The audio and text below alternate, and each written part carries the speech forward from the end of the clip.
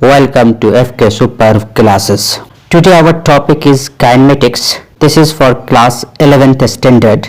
I will discuss the introduction of kinematics. It is the lecture first. What is kinematics? Kinematics is the branch of physics which describes motion without going into its cause.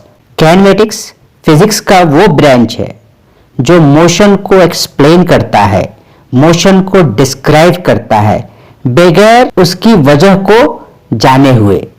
ये motion क्यों हुआ इसको नहीं समझना।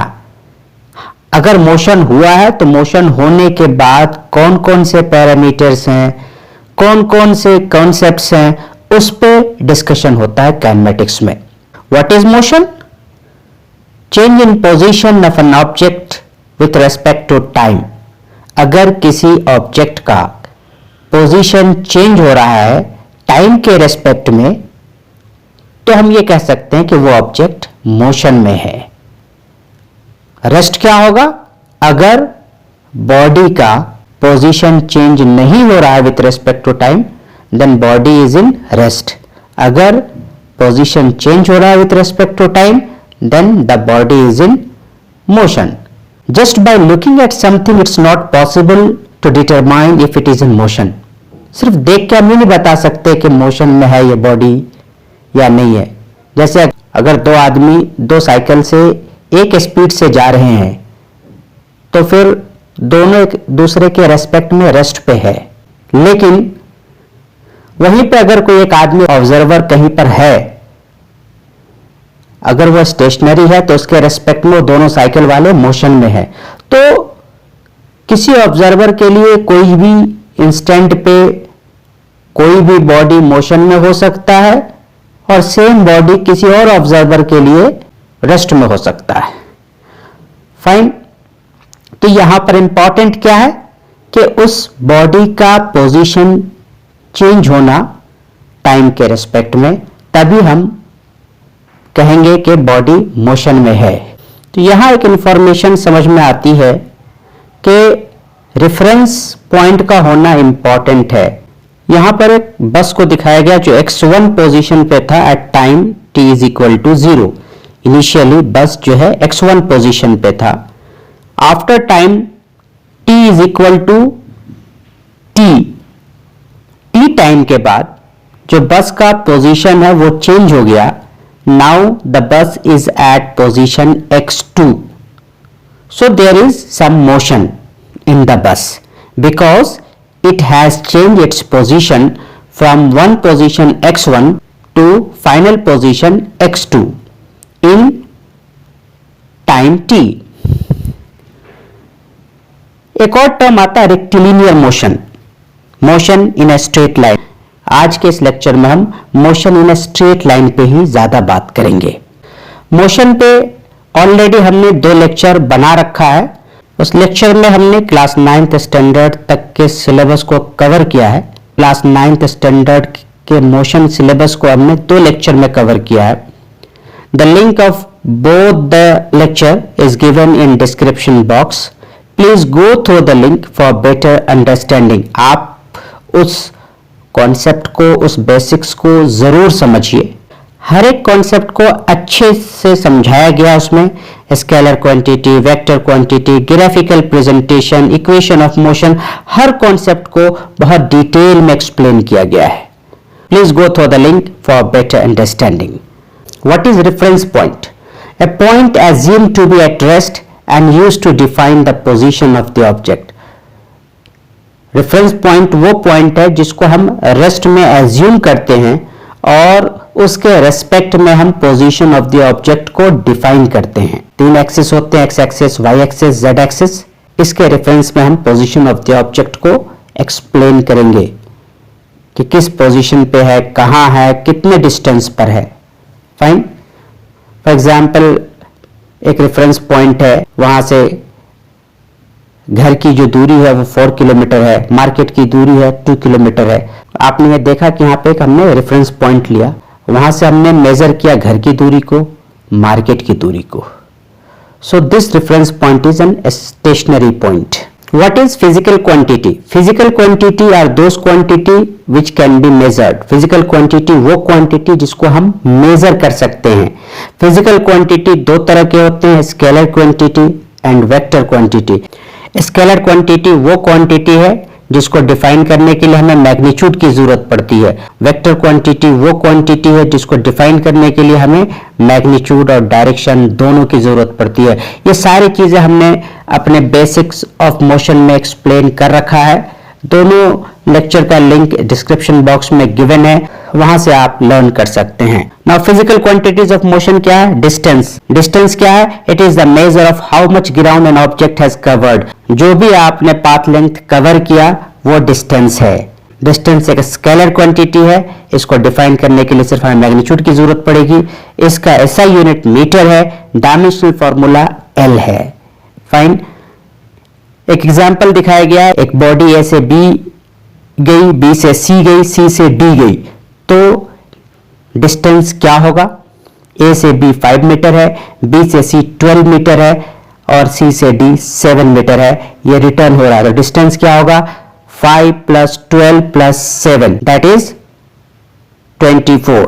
जो भी path आपने cover किया that is the distance. So the distance here will be 5 plus 12 plus 7 that is 24 meter. Next, displacement. Displacement क्या है? How far is the object from its starting point regardless of the path. अपने starting point से कितनी दूरी पे है वो object, वो उसका डिस्प्लेसमेंट है. मीन्स फाइनल और इनिशियल पोजीशन के बीच का जो गैप है that is the displacement. Displacement एक वेक्टर क्वांटिटी है. इसको डिफाइन करने के लिए डिस्प्लेसमेंट को हमें मैग्नीट्यूड और डायरेक्शन दोनों की जरूरत पड़ेगी. It has both magnitude and direction. ऐसा यूनिट डिस्प्लेसमेंट का भी मीटर है. डायमेंशनल फॉर्मूला डिस्प्लेसमेंट का भी एल है. यहां पर बॉडी जो है ए से बी गई, बी से सी गई, सी से डी फिर रिटर्न हुई है, तो what will be the displacement in this case? तो हमने डिस्टेंस में क्या देखा था? जो भी पाथ लेंथ कवर किया था that is the distance. Displacement में क्या है कि बॉडी अपने स्टार्टिंग पॉइंट से कितनी दूरी पर है दैट इज द डिस्प्लेसमेंट. तो यहां पर हमें क्या देखना है? यहां पे हमें डिस्टेंस देखना है ए और डी के बीच का. क्योंकि बॉडी जो है ए से चलकर डी तक पहुंची है, तो how far is the object from its starting point that is the displacement. So the gap between A and D is the displacement. Fine. So the displacement क्या हो जाएगा इस केस में? 5 plus 12 minus 7. Fine. That will be the displacement. That is equal to 10 meter. Displacement will be 5 plus 12 minus 7. That is 10 meter. ये समझा आपने? Distance में जो भी पाथ लेंथ कवर किया है वो डिस्टेंस है, और डिस्प्लेसमेंट में अपने स्टार्टिंग पॉइंट से बॉडी किस पोजीशन पर है, कितने डिस्टेंस पर है, वही उसका डिस्प्लेसमेंट कहलाएगा. The shortest distance between the starting point and the final point is the displacement. Displacement will either be equal और लेस देन डिस्टेंस. डिस्प्लेसमेंट या तो डिस्टेंस के बराबर हो सकता है या फिर उससे कम होगा. देखा आपने यहां कम हो गया डिस्प्लेसमेंट. अगर बॉडी जाकर के सी पे रुक जाती, ए से बी, बी से सी जाकर के, तो डिस्टेंस भी क्या होता? 5 प्लस 12 डिस्टेंस भी होता. डिस्प्लेसमेंट भी क्या होता? ए से बी जाकर के बी से सी पहुंच करके रुक गया तो 5 प्लस 12 दैट इज 17 मीटर. दोनों केस में होता. तो यहां से इंफॉर्मेशन आ रही है कि डिस्प्लेसमेंट या तो डिस्टेंस के बराबर हो सकता है या फिर उससे कम होगा.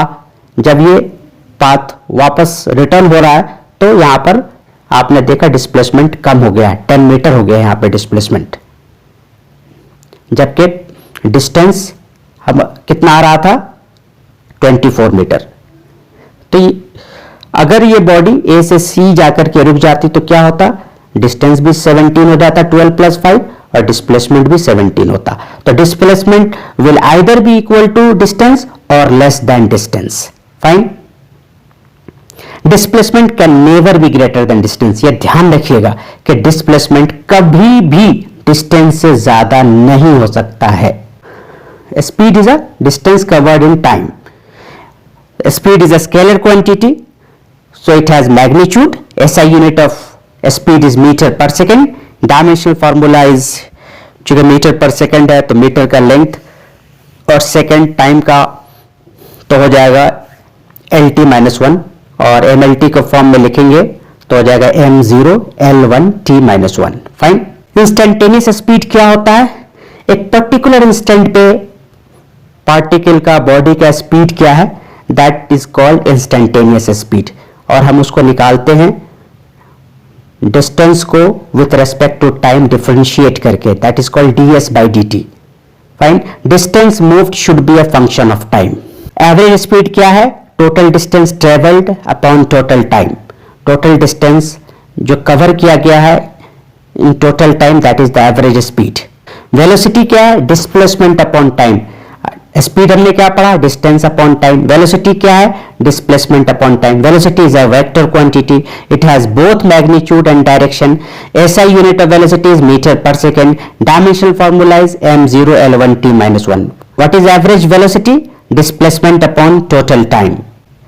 Velocity of a particle at a particular instant is known as instantaneous velocity. Instantaneous velocity is dx/dt। ये सब टर्म्स आपको पता होना चाहिए। इन सारी चीजों को हमने एक्सप्लेन कर रखा अपने मोशन के बेसिक्स वाले लेक्चर में, जो क्लास 9th स्टैंडर्ड तक के सिलेबस को कवर करता है। Next acceleration. Acceleration is what? Change in velocity per unit time. Acceleration is equal to change in velocity upon time. Acceleration is a vector quantity, it has both magnitude and direction. SI unit of acceleration is meter per second square. SI unit क्या है? Metre per second square. कैसे? Velocity क्या आता है? Metre per second. Acceleration क्या है? Change in velocity upon time divided by time, that is equal to metre per second square. Fine. SI unit of acceleration is metre per second square. Average acceleration क्या है? Final velocity minus initial velocity upon time interval. ये सब terms आपको ध्यान होना चाहिए, definition पता होना चाहिए। कुछ क्वेश्चन देखते हैं, उससे अपने कॉन्सेप्ट को बिल्डअप करते हैं, और कुछ बेसिक्स इंफॉर्मेशन चाहिए तो वो हमने लिंक में दे रखा है अपने दोनों मोशन के लेक्चर को, आप सुन सकते हैं, समझ सकते हैं, नोट कर सकते हैं। Fine. Question. A player throws a ball upward with an initial velocity of 29.4 metre per second. यहां पे u दिया हुआ आपको 29.4 metre per second initial velocity. What is the direction of acceleration during the upward motion of the ball? अगर हमने ऊपर फेंका है, upward motion of the ball है, acceleration का डायरेक्शन क्या होगा? अगर हम कोई भी चीज ऊपर फेंक रहे हैं तो उस पर क्या लगेगा? फोर्स ऑफ ग्रेविटी लगेगा। फोर्स ऑफ ग्रेविटी की वजह से जो एक्सेलरेशन आएगा, क्योंकि जहां फोर्स वहां एक्सेलरेशन, तो फोर्स ऑफ ग्रेविटी की वजह से जो एक्सेलरेशन आता है उसको हम क्या कहते हैं? Acceleration due to gravity. तो एक्सेलरेशन ड्यू टू ग्रेविटी किस साइड लगता है? हमेशा नीचे के साइड में लगता है, अर्थ के डायरेक्शन में लगेगा, नीचे के साइड में। तो एक्सेलरेशन ड्यू टू ग्रेविटी का डायरेक्शन क्या होगा? Downward. Fine. Since the ball is moving under the effect of gravity, direction of acceleration due to gravity is always vertically downward. चूंकि बॉल जो है इफेक्ट ऑफ ग्रेविटी के अंदर में move कर रहा है, so the direction of acceleration due to gravity क्या होगा? Always vertically downward. Next question B. What are the velocity and acceleration of the ball at the highest point of its motion? अपने highest position पे point पे जाने के बाद velocity of the ball क्या होगा? जब उसने हाईएस्ट पॉइंट कवर कर लिया तो वहां वेलोसिटी क्या हो जाएगी? जीरो हो जाएगी। फाइन। वेलोसिटी क्या हो जाएगी? जीरो हो जाएगी।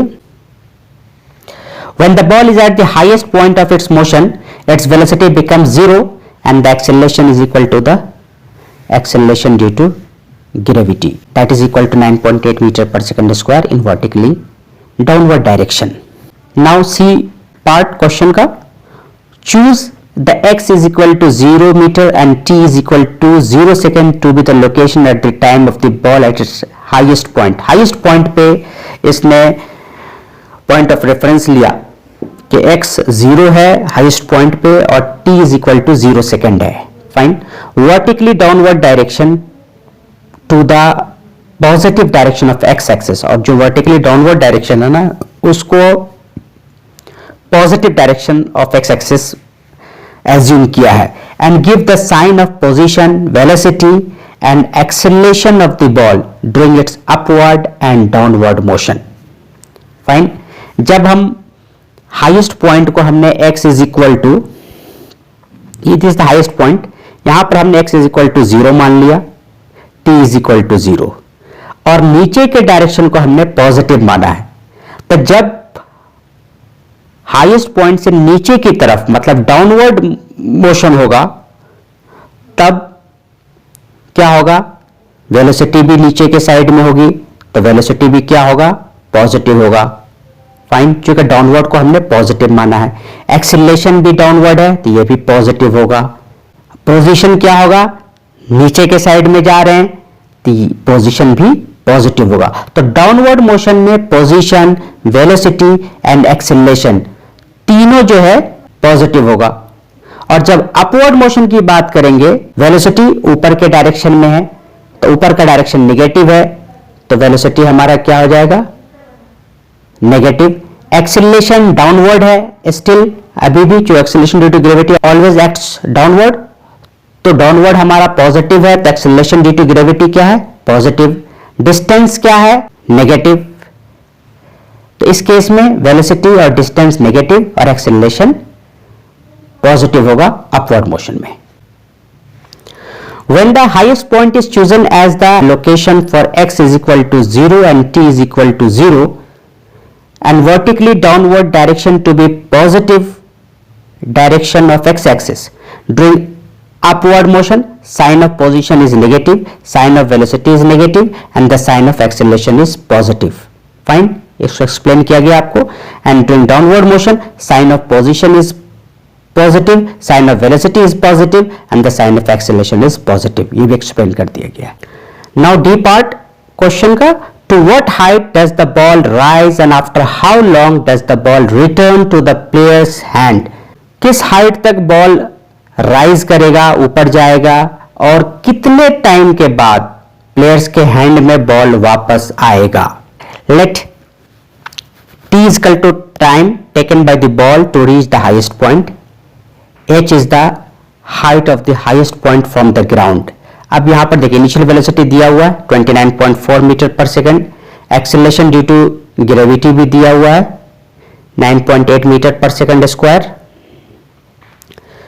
अब यहां पर हम इक्वेशन ऑफ मोशन का यूज करेंगे, v square minus u square is equal to 2as. Final velocity जो है हाईएस्ट पॉइंट पे जाने के बाद क्या हो जाएगा, 0. तो फाइनल वेलोसिटी क्या है, v is equal to 0. Height आपको निकालना है कि हाईएस्ट पॉइंट क्या होगा जहां पर वेलोसिटी 0 हो जाए. तो using the relation v square minus u square is equal to 2as, जब आप इसको डालेंगे वैल्यू को, यहां पर final velocity 0, initial velocity 29.4.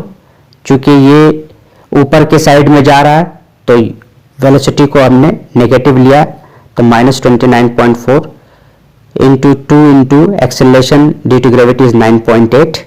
Acceleration due to gravity is positive क्योंकि ऑलवेज एक्ट डाउनवर्ड, और h आपको निकालना है. यहां पर h की वैल्यू आ रही है माइनस 44.1 m. यहाँ negative sign shows that distance is covered in upward direction. Distance जो है ऊपर के डायरेक्शन में कवर किया गया है. और फर्स्ट इक्वेशन ऑफ मोशन को यूज करके v equal to u plus at से हम यहाँ पर टाइम निकाल लेंगे, कितने टाइम के बाद प्लेयर्स के हैंड में आएगा. v equal to u plus at, जैसे ऊपर बॉल गया तो वेलोसिटी, फाइनल वेलोसिटी 0 हो गई, तो फाइनल वेलोसिटी हमने 0 ले ली. इनिशियल वेलोसिटी 29.4 है, एक्सेलरेशन ड्यू टू ग्रेविटी 9.8 है, यहां से t निकाल ली, t आया 3 सेकंड. मतलब 3 सेकंड में बॉल जो है अपने हाईएस्ट पॉइंट को पहुंचा है. फाइन. मतलब अपवर्ड मोशन में 3 सेकंड लगा. तो अब हम जानते हैं कि जब ऑब्जेक्ट मूव करता है under effect of gravity alone, the time of ascent is always equal to the time of descent. Time of ascent हमेशा टाइम ऑफ डिसेंट के बराबर होगा. तो यहाँ टाइम ऑफ असेंट हमने निकाला 3 सेकंड, तो टाइम ऑफ डिसेंट भी क्या हो जाएगा 3 सेकंड, दोनों को जोड़ देंगे तो हो जाएगा 6 सेकंड। तो 6 सेकंड में जो बॉल है वो वापस प्लेयर्स के हैंड में आ जाएगा। So total time after which the ball return to the player's hand is 6 second. Fine. इसको आपको अगर समझना है, इस इक्वेशन को ग्राफिकली हमने इसको प्रूफ किया है अपने मोशन के लेक्चर में, जिसका लिंक हमने डिस्क्रिप्शन बॉक्स में दे रखा है, वहां से आप समझ सकते हैं। तीनों इक्वेशन ऑफ मोशन को हमने एक्सप्लेन कर रखा है, डिफाइन कर रखा है और प्रूफ कर रखा है। क्वेश्चन से हमें इक्वेशन ऑफ मोशन को कैसे यूज करना है ये समझ में आया, और जो कॉन्सेप्ट है कि हाईएस्ट पॉइंट पे वेलोसिटी, फाइनल वेलोसिटी 0 हो जाती है, उसको यूज किया। और ये भी जाना कि टाइम ऑफ असेंट जो है ना, टाइम ऑफ डिसेंट के बराबर होता है अंडर इफेक्ट ऑफ ग्रेविटी। अगर ग्रेविटी का इफेक्ट ही है सिर्फ, बाकी किसी और फोर्स का नहीं है, तो time of ascent will be equal to the time of descent. ये ध्यान रखिएगा। फाइन। तो इस क्वेश्चन के जरिए ये सब कॉन्सेप्ट्स हमें सीखने को मिले हैं। एक और क्वेश्चन जो हमारे कॉन्सेप्ट को बिल्डअप करेगा, हमारे कॉन्सेप्ट के लिए बहुत important. Read each statement below carefully and state with reason and example if it is true और फॉल्स। आपको रीजन देने हैं और एग्जाम्पल भी बताना है। अगर ये फॉल्स है तो क्यों फॉल्स है, इसका रीजन देना है। ट्रू है तो क्यों है। यहां पर गिवन है कि जो मोशन है वो 1 डायमेंशनल मोशन है, तो 1 डायमेंशनल मोशन के कॉन्टेक्स्ट में ही हमें जवाब देनी है। A option, with zero speed at any instant may have non-zero acceleration at that instant। अगर स्पीड 0 है किसी इंस्टेंट पे तो क्या नॉन जीरो एक्सेलरेशन उस इंस्टेंट पे हो सकता है? बिल्कुल हो सकता है। अभी हमने देखा था बॉल को जब ऊपर फेंका था या बॉल ऊपर गया था तो एट द हाईएस्ट पॉइंट क्या है कि स्पीड 0 हो गई थी, but acceleration due to gravity 9.8 metre per second square वो लग रहा था। Fine. So this is the true. With zero speed at any instant may have non-zero acceleration at that instant. When a body is thrown vertically upward in the space, then at the highest point the body has zero speed but has downward acceleration equal to the acceleration due to gravity. B option क्या है? With zero speed may have non-zero velocity. नहीं हो सकती है। क्यों? इसलिए कि velocity क्या है? Speed with direction is the velocity. अगर स्पीड ही 0 हो जाए, मैग्नीट्यूड ही 0 हो जाए तो नॉन जीरो वेलोसिटी का कोई कॉन्सेप्ट नहीं बनता। So it is false. Because velocity is the speed of the body in a given direction. When speed is 0 the magnitude of velocity of the body is 0, hence velocity is 0। Fine.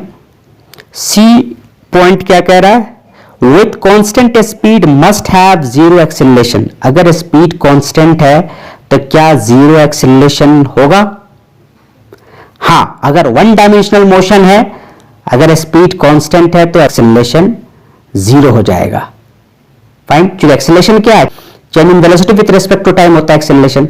अब 1 dimensional motion में speed and velocity same, change in speed ही नहीं हो रहा है तो acceleration नहीं होगा।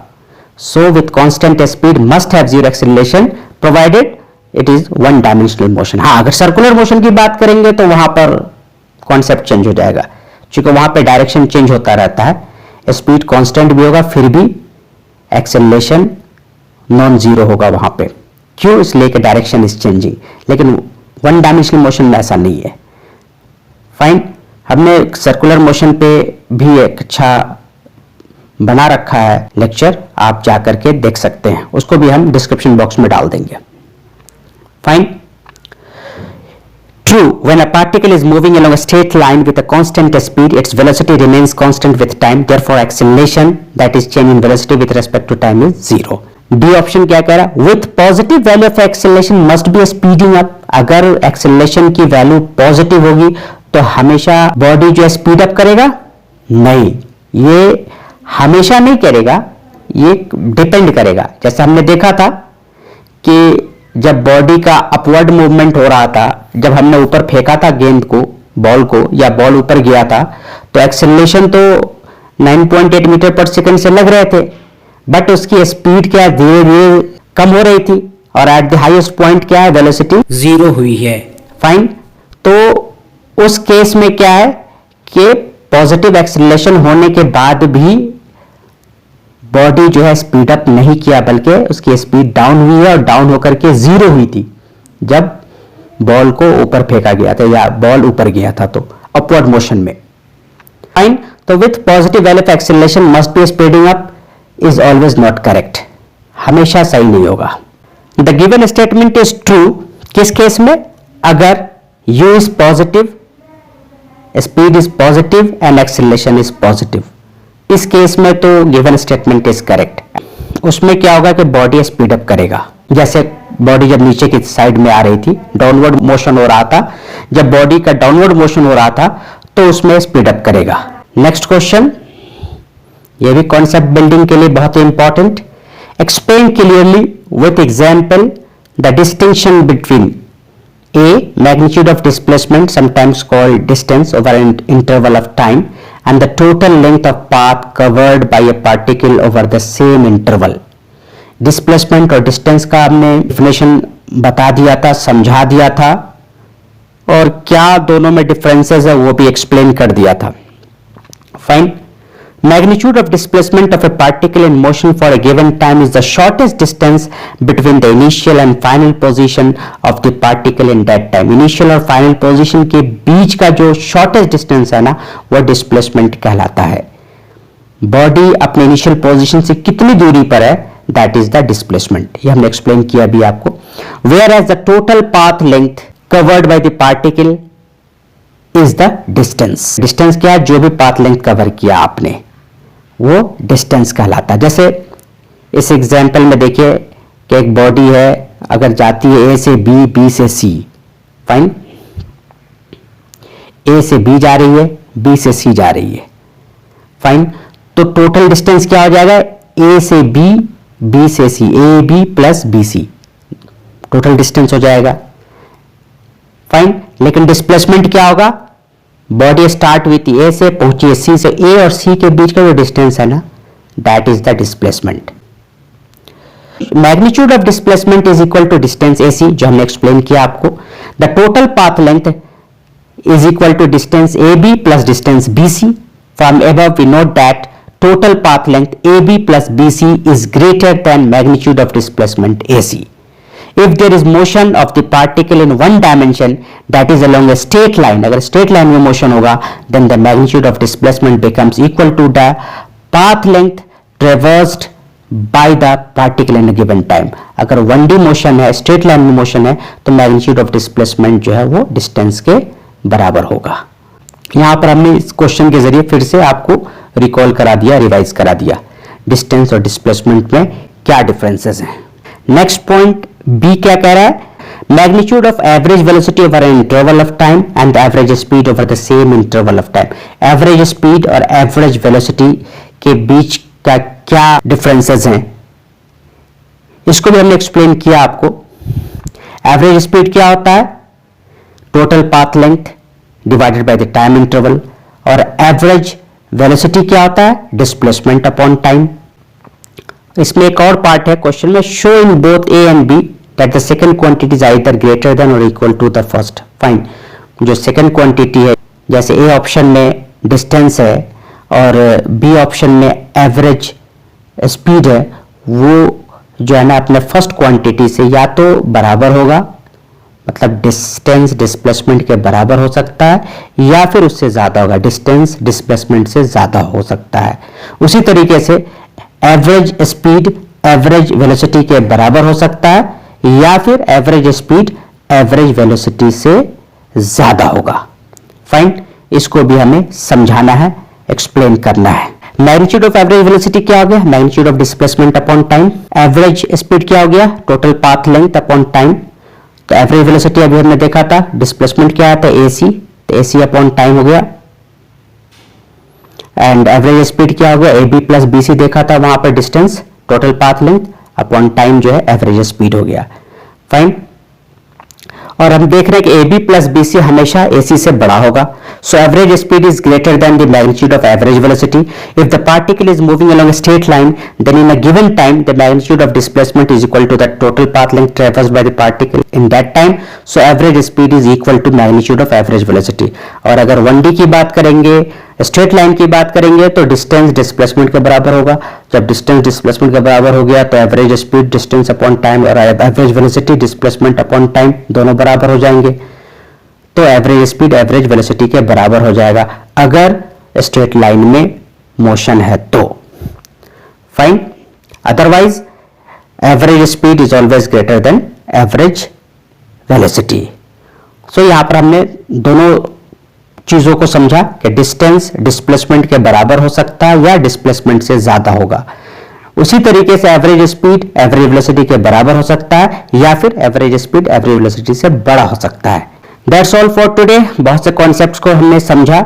हाँ, मोशन के जो हमारे बेसिक का लेक्चर है वो दोनों लेक्चर दिया हुआ है डिस्क्रिप्शन बॉक्स में. Please go through the link to understand and learn. Stay connected. Thank you so much.